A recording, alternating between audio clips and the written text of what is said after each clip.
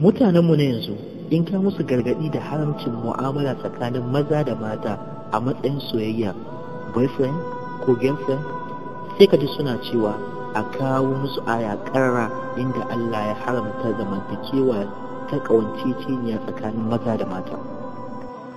Kamar yadda wasu aka fafata da su ɓangaren kayayyakin maye, sai su ce giya Allah ya haramta, ai ba ambaci wiwi, sholi, kodin ko sauransu ba. Sai muka ce musu Allah subhanahu wata'ala mai hikima masanin komai ya yi amfani da kalma ɗaya ce wadda ta game dukkanin kayan da ke sa maye. Ya yi amfani da kalmar khamu, abin nufi ma a qabal aql, duk wani abin da ke kusa da hankali. Mu koma matsayin boyfriend ko girlfriend, wallahi zan ba ku aya ƙarara akan haramcin haka. Suratul Ma'ida a cikin aya ta 5 Allah madaukakin sarki ya ce wala muttakhidhi akhdan, kuma ba masu riƙon abokai ba.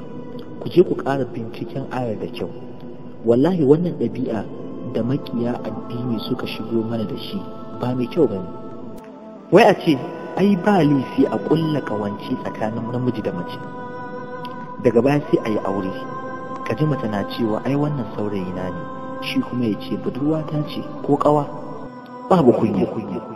Allah ya riga ya yi mana alaƙar soyayya da dangantaka da ke tsakanin namiji da mace a cikin alƙur'ani mai girma. Suratul Rum aya ta 21.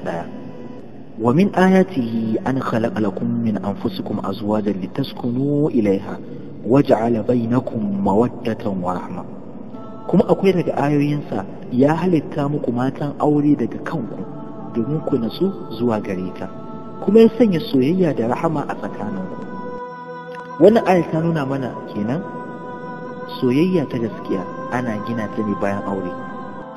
Ke burinki a ce saurayinki ya iya ɗaukan wanka, kuna taku tare, ko kuma yana da mota ya ɗauke ki ku fitar nan da can. Ina mutuncin yake ‘yar uwa?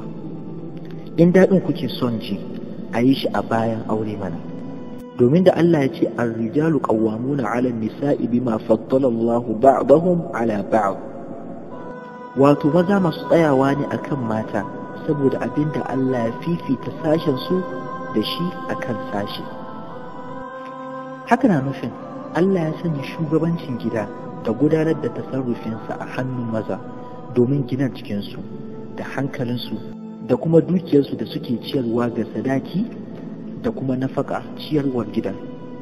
Kuma ya asa wa mata da'a ga maza da kuma tsara farjojinsu domin kada su kawo wani bakon ɗa da ba ɗan gida ba a cikin gidan.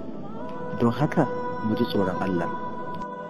In ba mu da halin yin aure, mu ta azumi har Allah ya kawo mana mafita. Wassalamu alaikum.